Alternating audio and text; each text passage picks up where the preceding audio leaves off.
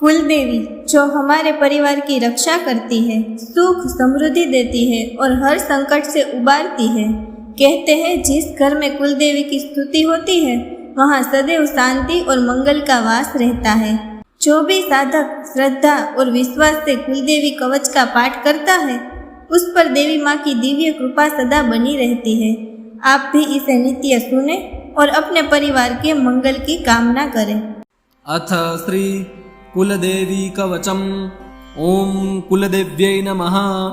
सर्वमंगलकारिण्यै भक्तरक्षणकारिण्यै शरणागतवत्सल्यै नमस्ते जननी शिवे। पूर्वे मां पातु कुलदेवी, पश्चिमे पातु पार्वती, दक्षिणे दुर्गा मां रक्षेत्, उत्तरं चाम्बिका शुभा। अज्ञेयं रक्षतु काली, नैऋत्यां रक्षतु शिवा। वायव्ये पातु महालक्ष्मीः, ईशान्यां चण्डिका सदा। ऊर्ध्वे मां पातु जगन्माता, अधस्ताद्रक्षतु गौरी। हृदि मे पातु विश्वेश्वरी, सर्वाङ्गे कुलनायिका। सिंहवाहिनी मां पातु, शूलहस्ते सदा शुभा। चक्रधारिणी मां रक्षेत्, खड्गहस्ते नमोऽस्तुते।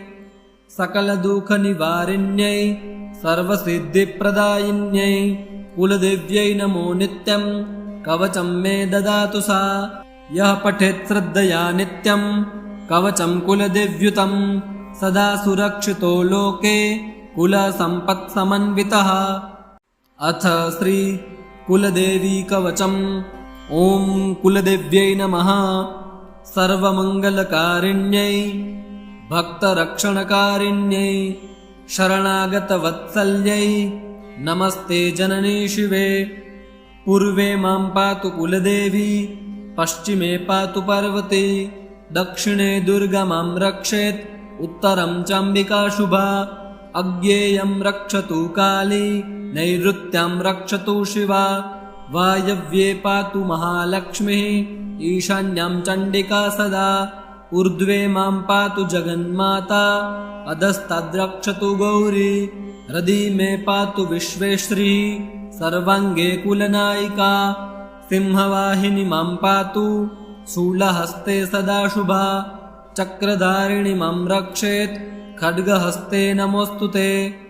सकलदुःखनिवारिण्यै सर्वसिद्धिप्रदायिन्यै कुलदेव्यै नमो नित्यं, कवचं मे ददातु सा। यः पठेत् श्रद्धया नित्यं कवचं कुलदेव्युतं, सदा सुरक्षितो लोके कुलसम्पत्समन्वितः। अथ श्री कुलदेवी कवचम्। ओम कुलदेव्यै नमः। सर्वमंगलकारिण्यै भक्तरक्षणकारिण्यै शरणागतवत्सल्यै नमस्ते जननी शिवे। पूर्वे मां पातु कुलदेवी, पश्चिमे पातु पार्वती, दक्षिणे दुर्गा मां रक्षेत्, उत्तरं चाम्बिका शुभा। अज्ञेयं रक्षतु काली, नैऋत्यां रक्षतु शिवा। वायव्ये पातु महालक्ष्मीः, ईशान्यां चण्डिका सदा। ऊर्ध्वे मां पातु जगन्माता, अधस्ताद्रक्षतु गौरी। हृदि मे पातु विश्वेश्वरी, सर्वाङ्गे कुलनायिका।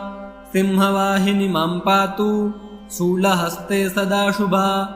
चक्रधारिणी मां रक्षेत्, खड्गहस्ते नमोऽस्तुते। सकलदुःखनिवारिण्यै सर्वसिद्धिप्रदायिन्यै कुलदेव्यै नमो नित्यं, कवचं मे ददातु सा। यः पठेत् श्रद्धया नित्यं कवचं कुलदेव्युतं, सदा सुरक्षितो लोके कुलसम्पत्समन्वितः। अथ श्री कुलदेवी कवचम्। ओम कुलदेव्यै नमः। सर्वमंगलकारिण्यै भक्तरक्षणकारिण्यै शरणागतवत्सल्यै नमस्ते जननी शिवे।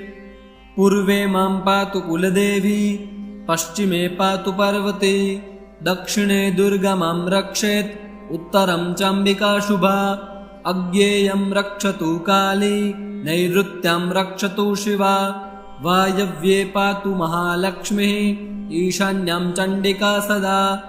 ऊर्ध्वे मां पातु जगन्माता अधस्ताद्रक्षतु गौरी हृदि मे पातु विश्वेश्वरी सर्वाङ्गे कुलनायिका सिंहवाहिनी मां पातु शूलहस्ते सदा शुभा चक्रधारिणी मां रक्षेत् खड्गहस्ते नमोऽस्तुते सकलदुःखनिवारिण्यै सर्वसिद्धिप्रदायिन्यै कुलदेव्यै नमो नित्यं कवचं मे ददातु सा यः पठेत् श्रद्धया नित्यं कवचं कुलदेव्युतं सदा सुरक्षितो लोके कुलसम्पत्समन्वितः। अथ श्री कुलदेवी कवचम्। ॐ कुलदेव्यै नमः। सर्वमङ्गलकारिण्यै भक्तरक्षणकारिण्यै शरणागतवत्सल्यै नमस्ते जननी शिवे। पूर्वे मां पातु कुलदेवी पश्चिमे पातु पार्वती दक्षिणे दुर्गा मां रक्षेत् उत्तरं चाम्बिका शुभा अज्ञेयं रक्षतु काली नैऋत्यां रक्षतु शिवा वायव्ये पातु महालक्ष्मीः ईशान्यां चण्डिका सदा ऊर्ध्वे मां पातु जगन्माता अधस्ताद्रक्षतु गौरी हृदि मे पातु विश्वेश्वरी सर्वाङ्गे कुलनायिका सिंहवाहिनी मां पातु शूलहस्ते सदा शुभा चक्रधारिणी मां रक्षेत् खड्गहस्ते नमोऽस्तुते सकलदुःखनिवारिण्यै सर्वसिद्धिप्रदायिन्यै कुलदेव्यै नमो नित्यं कवचं मे ददातु सा यः पठेत् श्रद्धया नित्यं कवचं कुलदेव्युतं सदा सुरक्षितो लोके कुलसम्पत्समन्वितः। अथ श्री कुलदेवी कवचम्। ॐ कुलदेव्यै नमः। सर्वमङ्गलकारिण्यै भक्तरक्षणकारिण्यै शरणागतवत्सल्यै नमस्ते जननी शिवे। पूर्वे मां पातु कुलदेवी पश्चिमे पातु पार्वती दक्षिणे दुर्गा मां रक्षेत् उत्तरं चाम्बिका शुभा अज्ञेयं रक्षतु काली नैऋत्यां रक्षतु शिवा वायव्ये पातु महालक्ष्मीः ईशान्यां चण्डिका सदा ऊर्ध्वे मां पातु जगन्माता अधस्ताद्रक्षतु गौरी हृदि मे पातु विश्वेश्वरी सर्वाङ्गे कुलनायिका सिंहवाहिनी मां पातु शूलहस्ते सदा शुभा चक्रधारिणी मां रक्षेत् खड्गहस्ते नमोऽस्तुते सकलदुःखनिवारिण्यै सर्वसिद्धिप्रदायिन्यै कुलदेव्यै नमो नित्यं कवचं मे ददातु सा यः पठेत् श्रद्धया नित्यं कवचं कुलदेव्युतं सदा सुरक्षितो लोके कुलसम्पत्समन्वितः। अथ श्री कुलदेवी कवचम्। ॐ कुलदेव्यै नमः। सर्वमङ्गलकारिण्यै भक्तरक्षणकारिण्यै शरणागतवत्सल्यै नमस्ते जननी शिवे।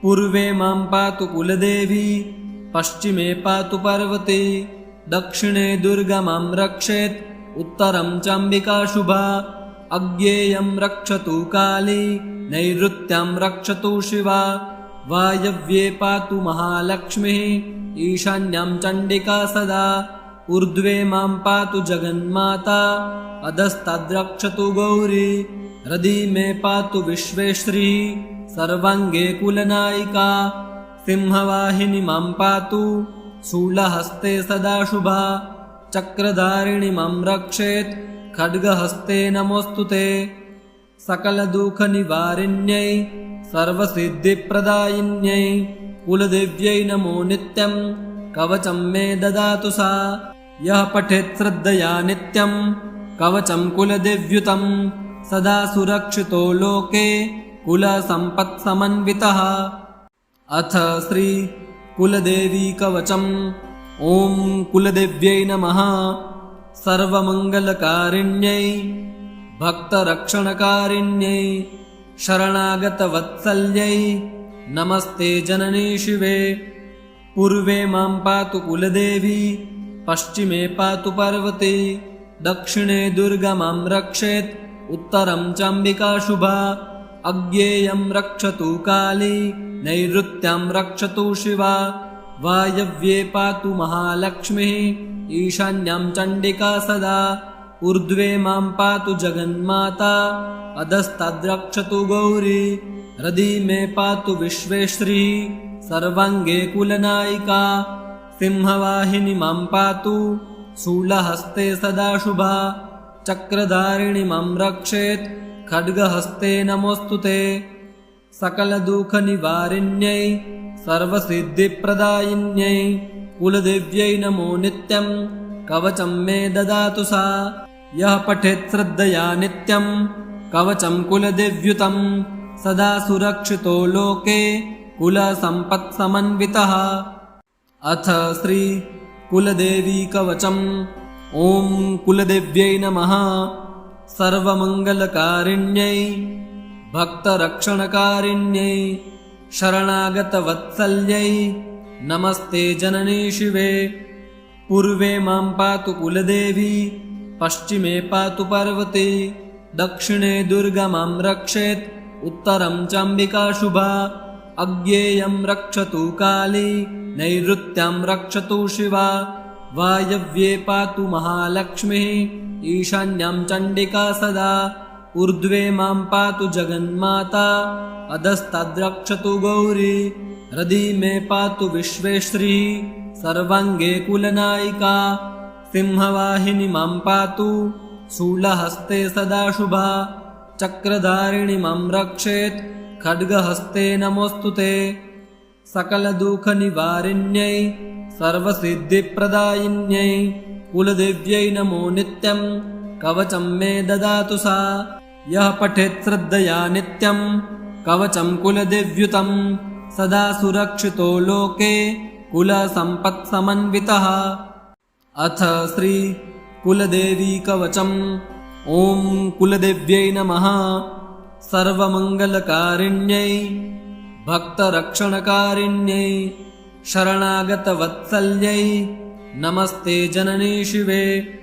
पूर्वे मां पातु कुलदेवी पश्चिमे पातु पार्वती दक्षिणे दुर्गा मां रक्षेत् उत्तरं चाम्बिका शुभा अज्ञेयं रक्षतु काली नैऋत्यां रक्षतु शिवा वायव्ये पातु महालक्ष्मीः ईशान्यां चण्डिका सदा ऊर्ध्वे मां पातु जगन्माता अधस्ताद्रक्षतु गौरी हृदि मे पातु विश्वेश्वरी सर्वाङ्गे कुलनायिका सिंहवाहिनी मां पातु शूलहस्ते सदा शुभा चक्रधारिणी मां रक्षेत् खड्गहस्ते नमोऽस्तुते सकलदुःखनिवारिण्यै सर्वसिद्धिप्रदायिन्यै कुलदेव्यै नमो नित्यं कवचं मे ददातु सा यः पठेत् श्रद्धया नित्यं कवचं कुलदेव्युतं सदा सुरक्षितो लोके कुलसम्पत्समन्वितः। अथ श्री कुलदेवी कवचम्। ॐ कुलदेव्यै नमः। सर्वमङ्गलकारिण्यै भक्तरक्षणकारिण्यै शरणागतवत्सल्यै नमस्ते जननी शिवे। पूर्वे मां पातु कुलदेवी पश्चिमे पातु पार्वती दक्षिणे दुर्गा मां रक्षेत् उत्तरं चाम्बिका शुभा अज्ञेयं रक्षतु काली नैऋत्यां रक्षतु शिवा वायव्ये पातु महालक्ष्मीः ईशान्यां चण्डिका सदा ऊर्ध्वे मां पातु जगन्माता अधस्ताद्रक्षतु गौरी हृदि मे पातु विश्वेश्वरी सर्वाङ्गे कुलनायिका सिंहवाहिनी मां पातु शूलहस्ते सदा शुभा चक्रधारिणी मां रक्षेत् खड्गहस्ते नमोऽस्तुते सकलदुःखनिवारिण्यै सर्वसिद्धिप्रदायिन्यै कुलदेव्यै नमो नित्यं कवचं मे ददातु सा यः पठेत् श्रद्धया नित्यं कवचं कुलदेव्युतं सदा सुरक्षितो लोके कुलसम्पत्समन्वितः। अथ श्री कुलदेवी कवचम्। ॐ कुलदेव्यै नमः। सर्वमङ्गलकारिण्यै भक्तरक्षणकारिण्यै शरणागतवत्सल्यै नमस्ते जननी शिवे। पूर्वे मां पातु कुलदेवी पश्चिमे पातु पार्वती दक्षिणे दुर्गा मां रक्षेत् उत्तरं चाम्बिका शुभा अज्ञेयं रक्षतु काली नैऋत्यां रक्षतु शिवा वायव्ये पातु महालक्ष्मीः ईशान्यां चण्डिका सदा ऊर्ध्वे मां पातु जगन्माता अधस्ताद्रक्षतु गौरी हृदि मे पातु विश्वेश्वरी सर्वाङ्गे कुलनायिका सिंहवाहिनी मां पातु शूलहस्ते सदा शुभा चक्रधारिणि मां रक्षेत् खड्गहस्ते नमोऽस्तुते सकलदुःखनिवारिण्यै सर्वसिद्धिप्रदायिन्यै कुलदेव्यै नमो नित्यं कवचं मे ददातु सा यः पठेत् श्रद्धया नित्यं कवचं कुलदेव्युतं सदा सुरक्षितो लोके कुलसम्पत्समन्वितः। अथ श्री कुलदेवी कवचम्। ॐ कुलदेव्यै नमः।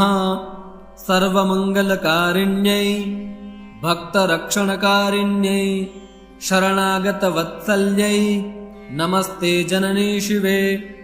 पूर्वे मां पातु कुलदेवी पश्चिमे पातु पार्वती दक्षिणे दुर्गा मां रक्षेत् उत्तरं चाम्बिका शुभा अज्ञेयं रक्षतु काली नैऋत्यां रक्षतु शिवा वायव्ये पातु महालक्ष्मीः ईशान्यां चण्डिका सदा ऊर्ध्वे मां पातु जगन्माता अधस्ताद्रक्षतु गौरी हृदि मे पातु विश्वेश्वरी सर्वाङ्गे कुलनायिका सिंहवाहिनी मां पातु शूलहस्ते सदा शुभा चक्रधारिणि मां रक्षेत् खड्गहस्ते नमोऽस्तुते सकलदुःखनिवारिण्यै सर्वसिद्धिप्रदायिन्यै कुलदेव्यै नमो नित्यं कवचं मे ददातु सा यः पठेत् श्रद्धया नित्यं कवचं कुलदेव्युतं सदा सुरक्षितो लोके कुलसम्पत्समन्वितः।